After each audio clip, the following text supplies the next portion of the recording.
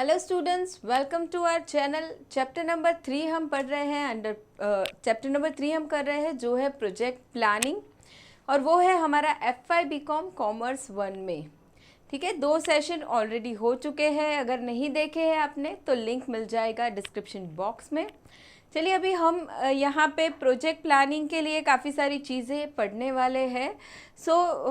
इसके पहले हमने बिजनेस प्लानिंग प्रोसेस देख लिया था, कुछ बेसिक कॉन्सेप्ट कि प्लानिंग का प्रोसेस क्या होता है। एंड उसके बाद हमने प्रोजेक्ट प्लानिंग के बारे में पढ़ा था कि उसका इम्पोर्टेंस क्या होता है। ठीक है, कॉन्सेप्ट क्या है, वो सारी चीज़ें हमने देख ली। अभी हमें देखना है प्रोजेक्ट रिपोर्ट।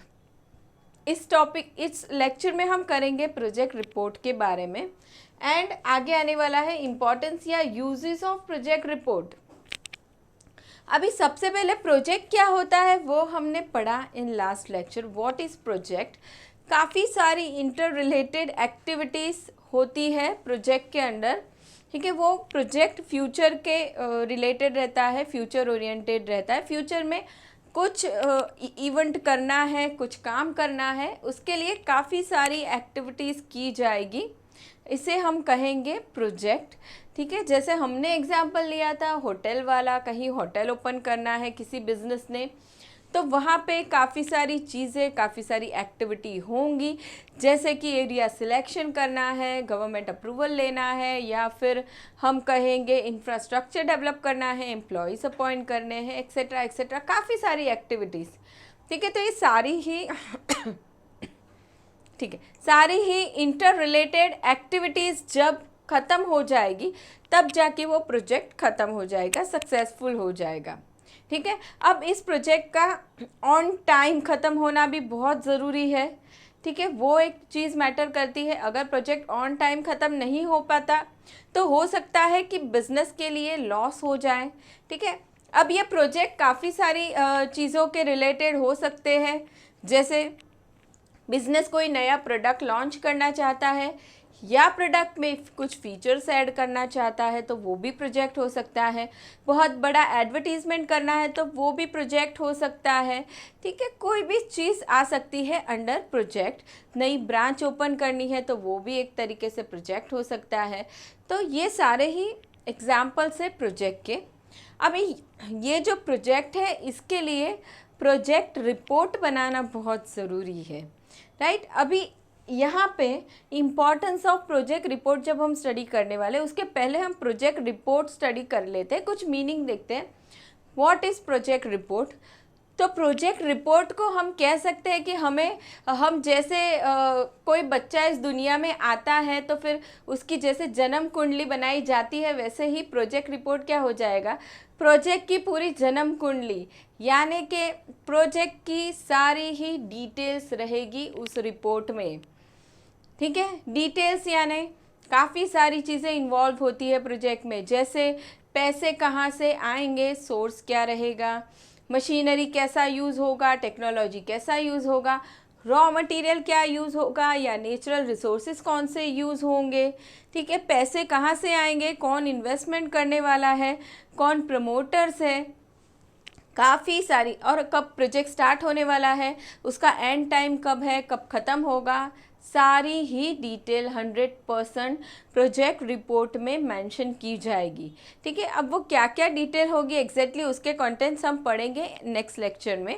अभी हम फिलहाल प्रोजेक्ट रिपोर्ट का मीनिंग कर रहे हैं। ठीक है, तो अब ये रिपोर्ट क्या हो गया, एक तरीके का स्टेटमेंट हो गया, रिटन स्टेटमेंट, जिसके अंदर प्रोजेक्ट की सारी ही इंफॉर्मेशन है। ठीक है, प्रोजेक्ट की सारी इन्फॉर्मेशन, पैसे कहाँ से आएंगे, कब प्रोजेक्ट ख़त्म हो गया, क्या क्या मशीनरी यूज़ होगी, एवरीथिंग। अब ये प्रोजेक्ट रिपोर्ट जो बनता है, वो रिपोर्ट बनाना क्यों ज़रूरी है वो अभी हम पढ़ने वाले हैं। बहुत ही ज़रूरी है रिपोर्ट बनाना, क्योंकि विदाउट रिपोर्ट, अगर रिपोर्ट बनाया है तो उसे काफ़ी सारे लोग रेफ़र कर सकते हैं, और वो चीज़ पैसे लाने में भी हेल्प करती है, सोर्स ऑफ फंड में भी हेल्प करती है, अप्रूवल्स काफ़ी सारे जो लेने होते हैं उसमें भी हेल्प करती है, काफ़ी सारी चीज़ों में वे प्रोजेक्ट रिपोर्ट हेल्प करता है, राइट।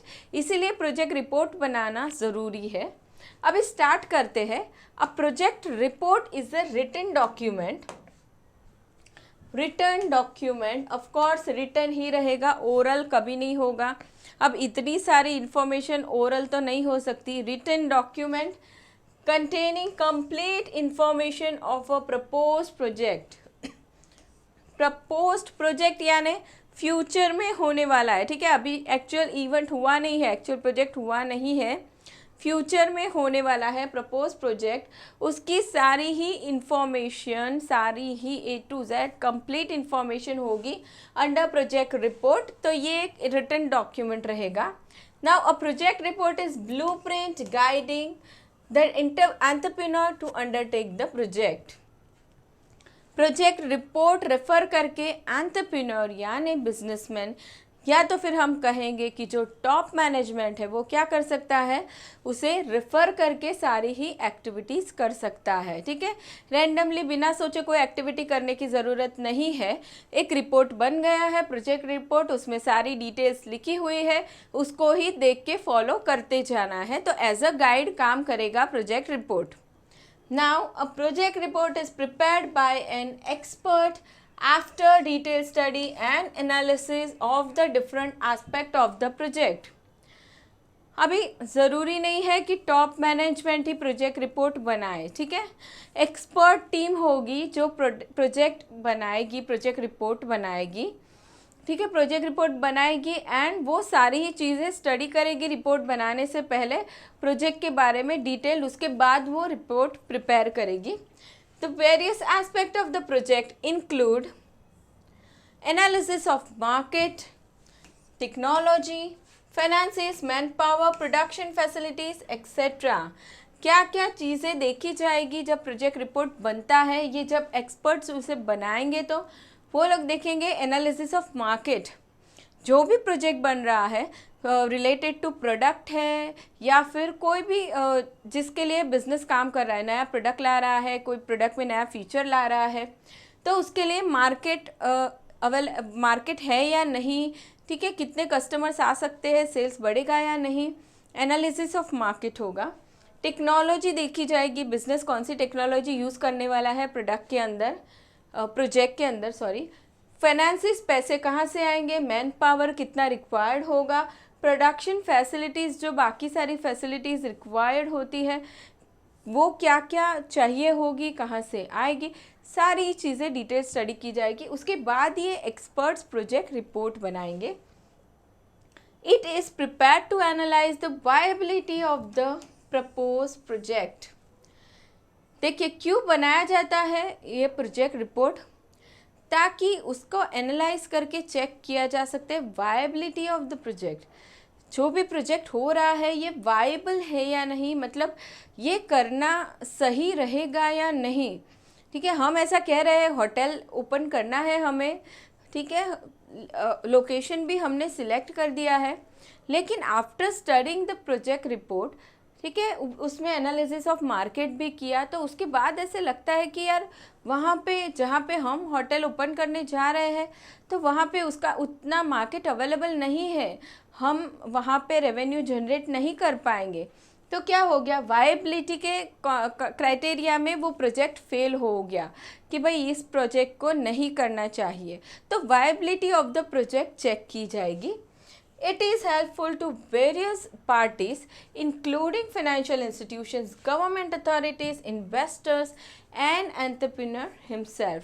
अभी ये जो प्रोजेक्ट है ये इन लोगों को काफ़ी हेल्प करने वाला है। ये जो वायबिलिटी चेक की जाएगी, अगर वहाँ पे प्रोजेक्ट सक्सेसफुल है तो फिर इन लोगों को काफ़ी हेल्प मिलेगी वो प्रोजेक्ट रिपोर्ट रेफ़र करके उनका आगे का काम करने के लिए। तो अभी ये क्या क्या चीज़ें होगी, क्या क्या इम्पोर्टेंस होगा, वो अभी हम देखते हैं इन डिटेल। इम्पोर्टेंस और uses of project report. The project report is useful to various parties.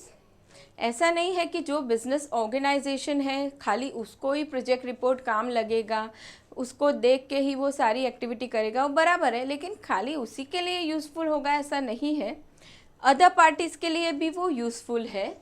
The project report is evaluated by various parties, it is useful to the following parties. अब वो कौन सी अलग अलग पार्टीज़ हैं, सबसे पहला यहाँ पे खुद एंटरप्रेन्योर या प्रमोटर जो ये प्रोजेक्ट शुरू करना चाहता है उसके लिए ज़रूरी है, उसे यूज़फुल है। सबसे फर्स्ट तो वही रहेगा। नेक्स्ट हमें आगे सोचना है कि और फाइनेंशियल एजेंसीज या इन्वेस्टर्स को हम दिखा सकते हैं प्रोजेक्ट रिपोर्ट। ठीक है, फाइनेंशियल एजेंसीज जहाँ से हम लोन लेंगे। ठीक है, एंड दूसरा इन्वेस्टर्स जो हमारी कंपनी में इन्वेस्ट करते हैं, कैपिटल में इन्वेस्ट करते हैं या फिर सिक्योरिटीज़ में इन्वेस्ट करते हैं।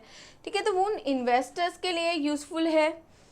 Next, supplier of equipments, project करने वाले हैं हम तो इक्विपमेंट्स तो रिक्वायर्ड होंगे ही काफ़ी सारे, तो उन सप्लायर को भी यूज़फुल होगा। ठीक है, and next government authorities, government भी चेक करेगी प्रोजेक्ट रिपोर्ट को कि प्रोजेक्ट वायबल है या नहीं है, और बाकी सारी चीज़ें भी गवर्नमेंट देखेंगी। अभी हम एक एक स्टार्ट करते हैं। सबसे पहला हम देखते हैं इम्पॉर्टेंस टू एंटरप्रेन्योर। खुद बिजनेसमैन के लिए ही प्रोजेक्ट रिपोर्ट कितना यूज़फुल है। सबसे पहला आता है obtaining loans and advances. Businessman है या कोई कंपनी है, प्रोजेक्ट स्टार्ट करना चाहती है, तो भाई प्रोजेक्ट के लिए पैसे तो चाहिए होंगे। ठीक है, पैसे अभी शेयर्स इशू करके भी आ सकते हैं, या फिर सिक्योरिटीज़ इशू की जाएगी, या फिर लोन लिया जाएगा, एडवांसेस लिए जाएंगे। तो ये सारे लोग जो इन्वेस्टमेंट करेंगे प्रोजेक्ट के अंदर, तो बिना सोचे ब्लाइंडली तो इन्वेस्टमेंट नहीं कर देंगे। वो लोग प्रोजेक्ट रिपोर्ट देखेंगे, चेक करेंगे, सोचेंगे, एनालाइज करेंगे, वायबिलिटी देखेंगे ऑफ द प्रोजेक्ट, एंड उसके बाद ही वो लोग पैसा इन्वेस्ट करेंगे। तो प्रोजेक्ट रिपोर्ट हेल्प करता है in obtaining loans and advances. Project report is useful for obtaining loans and advances from banks and financial institutions. Banks would provide loans only after careful analysis of the project. ठीक है, loans and advances जो लेने हैं bank से या financial institution से, वो हमें मिल जाएगा on the basis of project report. Next is government clearances. Government की तरफ से क्लियरेंसेस, काफ़ी सारे प्रोजेक्ट्स होते हैं उस वहाँ से उसमें लेना पड़ता है। जैसे कोई बिजनेसेस ऐसे होते हैं जो वेस्ट जनरेट करते हैं, तो इन्वायरमेंट को पोल्यूशन होता है, पोल्यूट होता है इन्वायरमेंट, तो उन केसेस में अप्रूवल लेना ज़रूरी है। ये तो एग्जांपल है। वैसे काफ़ी सारे जो बिजनेसेस हो रहे हैं तो वहाँ पे उनको काफ़ी सारे अप्रूवल्स लेना, क्लियरेंस लेना ज़रूरी है फ्रॉम गवर्नमेंट अथॉरिटी। तो ये clearance on the basis of project report मिल सकता है। It is required to be submitted to government authorities wherever necessary for various government clearances. For instance, project report is required for environmental clearances. Government check करेगी कि जो भी project start होने जा रहा है वो एनवायरनमेंट को कितना पोल्यूट कर रहा है। ठीक है, आसपास के लोगों को हार्मफुल तो नहीं है। ये सारी चीज़ें सोचकर ही गवर्नमेंट अप्रूवल देगी, क्लियरेंस देगी। ठीक है, now next is viability of the project. Viability of the project, project करना कितना सही रहेगा। कभी कभी ऐसे होता है कि प्रोजेक्ट वायबिलिटी में फेल हो जाता है, कोई भी रीज़न हो सकता है, जैसे एनवायरमेंटली सही नहीं है लोगों के लिए, या फिर हम कह सकते हैं कि कॉस्ट बढ़ रही है, रेवेन्यू कम होगा, लॉस में जा सकता है प्रोजेक्ट, कोई भी रीज़न हो सकता है। तो viability of the project check करनी हो तो प्रोजेक्ट रिपोर्ट बनना बहुत ज़रूरी है। बिना उसके हम स्टडी नहीं कर सकते कि प्रोजेक्ट वायबल है या नहीं है। Now it helps the entrepreneur to evaluate the soundness of the project. Soundness of the project check करना है on technical and commercial lines. Every project is subject to risk. देखिए, वायबिलिटी चेक करेंगे हम project की, ठीक है, कितना सही है कितना गलत है। हमें लगेगा सारी चीज़ें सही है, एनवायरनमेंट को हार्मफुल नहीं है, टेक्निकली प्रोजेक्ट सही है, प्रॉफिट भी अर्न कर सकता है, सारी चीज़ें सही है, लेकिन फिर भी फ्यूचर अनसर्टेन है, हमें नहीं पता कब क्या हो सकता है, तो वो तो रिस्क कुछ हद तक रहने ही वाला है, ठीक है। Now the entrepreneur will conduct cost benefit analysis of the project only if the project is feasible, then only the entrepreneur may decide to venture in the proposed project. Cost benefit analysis किया जाएगा कि particular project करके कितना revenue होगा, यानी कितना benefit होगा, और उसके लिए हमारी कितनी कॉस्ट हो रही है। जैसे हम एडवर्टीज़मेंट कैंपेन की बात करें, बहुत बड़ा एडवर्टीज़मेंट होने वाला है, प्रोजेक्ट है, ठीक है, वहाँ पे चेक किया जाएगा कि उस एडवर्टीज़मेंट के ज़रिए रेवेन्यू कितना होगा, मार्केट शेयर कितना बढ़ेगा, या तो फिर सेल्स कितना बढ़ेगा, ठीक है। अब वो जो बेनिफिट हुआ है उसके अगेंस्ट कॉस्ट को चेक किया जाएगा कि एडवर्टीज़मेंट करने का खर्चा कितना हुआ, कॉस्ट कितनी लग रही है, different employees cost, resources cost, अलग अलग कॉस्ट कितनी लग रही है, एंड ओवरऑल फिर हम प्रॉफिट में जा रहे हैं कि नहीं, वो चीज़ भी देखी जाएगी। अगर प्रॉफिट है तो ठीक है, सही आगे जाना है, वाइबल है प्रोजेक्ट, नहीं तो वाइबल नहीं है, ठीक है। तो viability of the project check करने में हेल्प मिलती है on the basis of project report. Next is reference guide. Reference guide, yes, ये बहुत इजी है। Project report as a reference guide help करेगा। हमने एक बार प्रोजेक्ट रिपोर्ट बना दिया, हमें पता है प्रोजेक्ट रिपोर्ट में क्या रहता है, सारी ही चीज़ें रिलेटेड टू प्रोजेक्ट, सारी ही इंफॉर्मेशन वहाँ पे होती है, क्या काम करना है, कौन सी एक्टिविटी कब करनी है, शुरू कब करनी है, ख़त्म कब करनी है, पैसे कहाँ से आएंगे, इक्विपमेंट्स कौन से होंगे, सारी चीज़ें वहाँ पे रहेगी, ठीक है। तो जब भी मैनेजर है उनको कोई भी डिसीजन लेना है तो सीधा वो लोग रेफ़र करेंगे प्रोजेक्ट रिपोर्ट को, बहुत आसानी से प्रोजेक्ट रिपोर्ट के बेस पे वो लोग डिसीजन ले पाएंगे। Now it gives a clear picture about the project and acts like a reference guide during the execution of the project. For instance, project report indicates amount of expenditure to be incurred at different phases of the project. Accordingly, management incur the expenditure as per the plan estimates.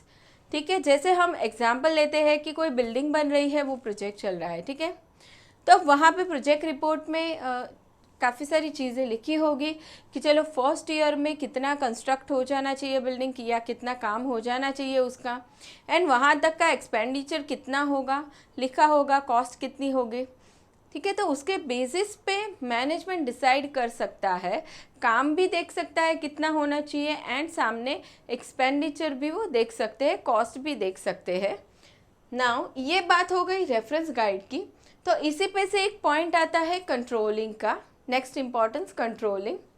Controlling का मतलब हमें पता है what is controlling procedure, कि जो actual performance है उसे हम प्लान किया हुआ था उसके साथ हम चेक करते हैं, राइट। चेक करने के बाद हम डिफरेंस ढूंढते हैं, यानी कि हम डेविएशन ढूंढते हैं कि डेविएशन क्या आया, और फिर उस डेविएशन को हम करेक्ट करने की ट्राई करते हैं, करेक्टिव मेजर्स लेते हैं, दैट इज़ कंट्रोलिंग।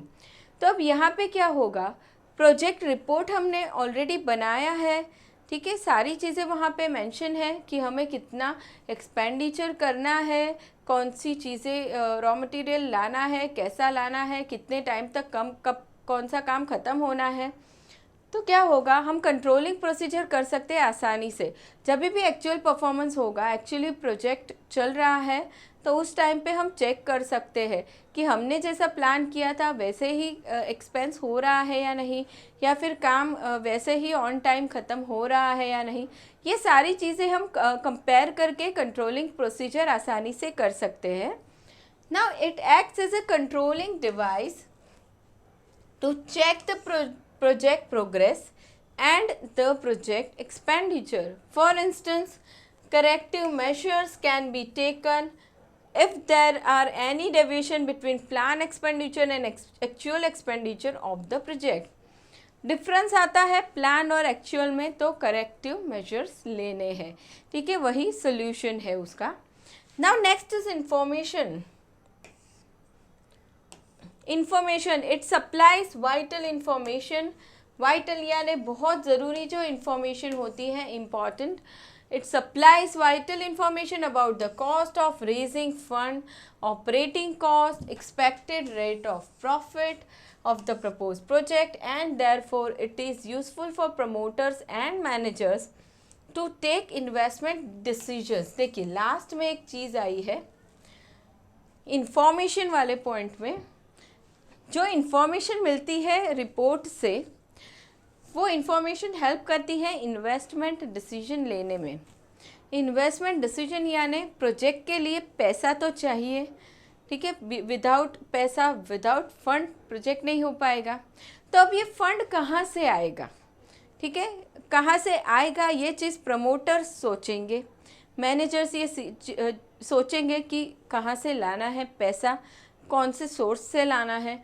तो वो चीज़ उनको डिसाइड करने में प्रोजेक्ट रिपोर्ट हेल्प करेगा, ठीक है। कैसे हेल्प करेगा, क्योंकि प्रोजेक्ट रिपोर्ट में सारी चीज़ें मेंशन होगी, इंपॉर्टेंट चीज़ें, ऑपरेटिंग कॉस्ट कितनी लगने वाली है, डे टू डे के जो हम एक्सपेंस कहेंगे, एक्सपेक्टेड रेट ऑफ प्रॉफिट, कितना प्रॉफिट होने वाला है वहाँ पे, कॉस्ट ऑफ रेजिंग फंड क्या रहेगा हमारा, जैसे कि हम सिक्योरिटीज़ इशू करते हैं तो क्या हमारा हमें इंटरेस्ट देना पड़ेगा, या फिर हम लोन लेते हैं फाइनेंशियल इंस्टीट्यूशन से, बैंक से, तो हमें क्या इंटरेस्ट पे करना पड़ेगा, ठीक है, वो भी कॉस्ट वहाँ पे लिखी होगी।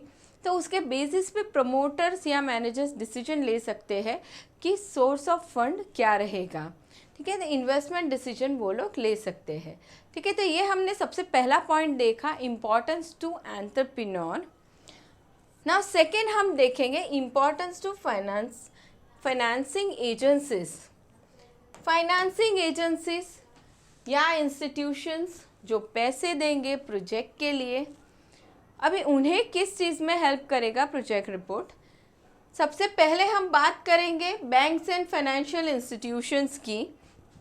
The banks and financial institutions may study and evaluate the project report before sanctioning the loans and advances towards working capital and fixed capital। अभी पैसे आए हैं तो क्या सारे ही पैसे वर्किंग कैपिटल में यूज़ होंगे? नहीं, ऐसा नहीं होगा। सारे ही पैसे क्या फिक्स कैपिटल में होंगे? ऐसा भी नहीं होगा। दोनों ही चीज़ों के लिए पैसे एलोकेशन होगा, राइट। अभी ये पैसे बैंक एंड फाइनेंशियल इंस्टीट्यूशन से आ सकते हैं। अभी वो लोग क्या करेंगे, before sanctioning loans and advances, ठीक है, लोन अमाउंट सैंक्शन करने से पहले ही प्रोजेक्ट रिपोर्ट देखेंगे। ऑफ कोर्स बिना देखे तो कोई देगा ही नहीं ना पैसे, हम खुद भी होंगे तो पहले तो हम स्टडी करेंगे किसी के प्लान को, प्रोजेक्ट रिपोर्ट को, उसके बाद ही हम हाँ बोलेंगे यानी सैंक्शन करेंगे लोन देने के लिए। Now, a proper appraisal of project would enable financial institution to decide। अभी ये जो इवैल्यूएशन हुआ है प्रोजेक्ट रिपोर्ट का, वो इवैल्यूएशन कौन से बेसिस पे होगा कि अमाउंट ऑफ लोन क्या रहेगा, कितना अमाउंट ऑफ लोन देना है। अभी प्रोजेक्ट रिपोर्ट, अभी बिजनेस को तो चलो 5 करोड़ का लोन चाहिए, तो क्या बैंक दे देगी? नहीं दे देगी, ज़रूरी नहीं है कि देगी। प्रोजेक्ट रिपोर्ट पहले स्टडी करेगी बैंक, उसके बेसिस पे क्या लगता है अमाउंट ऑफ लोन कितना होना चाहिए, 2 करोड़ होना चाहिए तो 2 देगी। Amount of loan, type of security to sanction the loan. अभी लोन ऐसे ही तो नहीं मिल जाएगा, कुछ तो सिक्योरिटी देना पड़ेगा उसके अगेंस्ट, तो वो सिक्योरिटी किस टाइप का रहेगा। Next is period of the loan, period कितना होगा, लॉन्ग टर्म के लिए है, शॉर्ट टर्म के लिए है, मीडियम टर्म कितना होगा। Next is disbursement of loan either in lump sum और in phased manner. Lump sum यानी पूरा अमाउंट एक साथ ही दे देना है, या इन फेज्ड मैनर थोड़े थोड़े पैसे दिए जाएंगे, ठीक है, पूरे पैसे एक साथ नहीं दिए जाएंगे एज ए लोन। तो ये 4 चीज़ें बैंक डिसाइड करेगी जब लोन देना है तभी, on the basis of project report. Now next is investors. अभी पैसे इन्वेस्टर्स के पास से भी तो आएंगे, ठीक है, लोग जो इन्वेस्टमेंट करना चाहते हैं प्रोजेक्ट में, वहाँ से भी तो सोर्स होगा पैसे का। तो the project report is useful to the investor who provide capital to the proposed project by subscribing to the securities issued by the firm।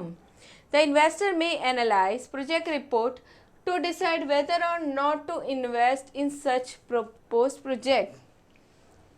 हम अगर इन्वेस्टर है तो हम कहीं सिक्योरिटी में इन्वेस्ट करना चाहते तो हम क्या सोचेंगे at the time of investment?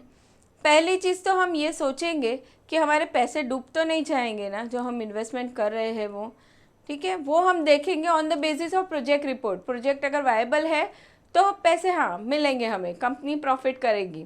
Project viable नहीं लगता है तो हम इन्वेस्टमेंट नहीं करेंगे, ठीक है। एंड दूसरी चीज़ हम देखेंगे कि उसके ऊपर हमें कितना रिटर्न मिलने वाला है। ये चीज़ें इन्वेस्टर हमेशा ही सोचेगा। Now the investor may check the credit rating or if any provided by the reputed credit rating agencies. अभी इन्वेस्टर यहाँ पे भी रेफरेंस ले सकता है, रेफर कर सकता है रेटिंग एजेंसीज के पास से, जैसे कि क्रिसिल, कैर, ICRA and so on. If the ratings are poor, the investor would not invest in such projects. अगर ये रेटिंग सही नहीं है तो फिर इन्वेस्टर कभी भी इन्वेस्ट नहीं करेगा इन प्रोजेक्ट्स में। नाउ अभी ये बात हो गई, हमने देखा जो इन्वेस्टमेंट करते हैं, जो पैसे देते हैं, उनके लिए क्या इंपॉर्टेंस है। फाइनेंसिंग एजेंसीज दो हमने देखे, banks and financial institution, and next one is investor. अभी तीसरा देखते हैं गवर्नमेंट। भाई हमारी गवर्नमेंट अथॉरिटी के लिए क्यों ज़रूरी है प्रोजेक्ट रिपोर्ट बना के देना। गवर्नमेंट तो सबसे मेन है हमारे लिए। गवर्नमेंट ने काम रुका दिया तो हम रुक जाएंगे, बिजनेस नहीं चलेगा, प्रोजेक्ट नहीं हो पाएगा। तब गवर्नमेंट अथॉरिटी से काफ़ी सारे क्लियरेंसेस लेने होंगे, अप्रूवल्स लेने होंगे। उन सारी चीज़ों के लिए प्रोजेक्ट रिपोर्ट बनना बहुत ज़रूरी है। The government authorities may be interested in project report of the proposed project. सबसे पहला, subsidies. Government provides subsidies to certain projects such as credit linked capital subsidy to small entrepreneurs, cash subsidy for setting up industries in backward region, etc. अभी government क्या करती है? Government तो चाहती है कि हमारे कंट्री में ज़्यादा से ज़्यादा बिजनेसेस हो, ठीक है, और वो बिजनेसेस ज़्यादा से ज़्यादा प्रोजेक्ट करे, ज़्यादा से ज़्यादा ग्रो करे, ठीक है, उससे हमारी कंट्री का डेवलपमेंट होता है। अभी ये चीज़ें करने के लिए, बिजनेस को आगे लाने के लिए, या फिर जो बैकवर्ड रीजन्स है वहाँ पे भी बिजनेस डेवलप हो, ये इस पर्पस से गवर्नमेंट क्या करती है, सब्सिडीज़ देती है काफ़ी सारी बिजनेसमैन को, कि चलो आप बैकवर्ड एरिया में जाते हो तो आपको काफ़ी सारी सब्सिडीज़ मिलेगी, कैपिटल में बेनिफिट होगा, या फिर देखिए कैश सब्सिडी मिलेगी इन बैकवर्ड रीजन्स। ऐसे काफ़ी सारे फ़ायदे गवर्नमेंट देती है, ठीक है। तो लेकिन ये फ़ायदा कब देगी, उसके पहले गवर्नमेंट प्रोजेक्ट रिपोर्ट देखेगी, एनालाइज करेगी, तभी सब्सिडी प्रोवाइड करेगी। Now next is tax exemption and deductions. Company project के ज़रिए प्रॉफिट करने वाली है, ठीक है, तो उस प्रॉफिट पे गवर्नमेंट को टैक्स मिलता है, राइट। अभी गवर्नमेंट क्या करती है, काफ़ी सारे टैक्स एग्जाम्पशंस एंड डिडक्शंस देती है, जैसे सब्सिडीज़ का हेल्प देती है गवर्नमेंट खास करके बैकवर्ड एरियाज़ के लिए, वैसे ही टैक्स एग्जाम्पशन एंड डिडक्शंस भी रहता है। तो government provides various tax deductions, various tax exemptions, deductions और concessions such as tax holiday in case of infrastructure projects, research and development projects, biotechnology projects etcetera. अगर इन तरीक़ों के प्रोजेक्ट हो रहे हैं, ये कहीं पे भी हो सकते हैं, बैकवर्ड एरिया में भी हो सकते हैं या कोई भी एरिया, तो इंफ्रास्ट्रक्चर प्रोजेक्ट है, R&D है, बायोटेक्नोलॉजी है, तो वहाँ पे काफ़ी सारे टैक्स में एग्जाम्पशंस मिलते हैं, डिडक्शंस मिलते हैं, ठीक है, such as tax holiday. Tax holiday यानी कुछ सालों तक टैक्स नहीं भरना पड़ेगा, ठीक है, टैक्स हॉलीडे जिसे हम कहेंगे। तो टैक्स एग्जाम्पशन एंड डिडक्शन का फ़ायदा मिलेगा, लेकिन प्रोजेक्ट रिपोर्ट सही बना है तो। Next is clearances. Clearance, the entrepreneur may also require clearances from certain government boards such as pollution control boards and so on. Depend करता है बिजनेस पे कि बिजनेस किस तरह का बन रहा है, ठीक है, हमने जो देखा था इंफ्रास्ट्रक्चर वगैरह जो बिज़नेस है, तो वहाँ पे गवर्नमेंट का अप्रूवल लेना बहुत ज़रूरी होगा, क्लियरेंस लेना बहुत ज़रूरी होगा। तो अगर ये क्लियरेंस लेना है तो गवर्नमेंट को प्रोजेक्ट रिपोर्ट सबमिट करना पड़ता है वहाँ पे। Now next is importance to supplier of equipment. Fourth कौन है जिसके लिए प्रोजेक्ट रिपोर्ट ज़रूरी है, वो है सप्लायर ऑफ इक्विपमेंट। बिजनेस जब कोई प्रोजेक्ट करता है तो विदाउट इक्विपमेंट्स तो होगा ही नहीं। कोई भी प्रोजेक्ट ले लो, इंफ्रास्ट्रक्चर की ही हम बात करें, इंफ्रास्ट्रक्चर डेवलप करना है तो काफ़ी सारे इक्विपमेंट्स यूज़ होंगे वहाँ पे। तो वो इक्विपमेंट्स जब सप्लायर दे रहा है, सेल कर रहा है हमें और हम खरीद रहे हैं, तो सप्लायर भी सोचेगा ना कि यार हम जो सेल कर रहे हैं वहाँ से हमें पूरे पैसे मिल जाएंगे कि नहीं, कि कितना ये प्रोजेक्ट वायबल है, वो चीज़ वो भी स्टडी करेगा। ना the supplier of the equipment who supply on credit basis, खास करके क्रेडिट बेसिस पे जो दे रहे हैं वो लोग चेक करेंगे, या फिर on hire purchase basis may also require project report to understand the soundness of the project. Project में जब इक्विपमेंट्स यूज़ होंगे, बहुत सारे इक्विपमेंट्स चाहिए, बहुत बड़े बड़े हैं, तो कंपनी पैसे सारे ही कैश पेमेंट करके नहीं लेती कभी भी, ठीक है, क्रेडिट बेसिस पे होता ही है, या हायर परचेज पे कुछ मशीनरीज या इक्विपमेंट्स लिए जाते हैं। नाउ द सप्लायर में provide equipment on credit basis or on higher purchase basis only when the firm has the potential to generate funds to repay the credit amount or rent। देखिए credit amount यहाँ पे आएगा, rent hire purchase के case में आएगा। तो जो भी सप्लायर है इक्विपमेंट दे रहा है प्रोजेक्ट के लिए, तो वो पहले ही सोचेगा कि मुझे मेरा पैसा मिल जाएगा इस प्रोजेक्ट के ज़रिए कि नहीं मिलेगा।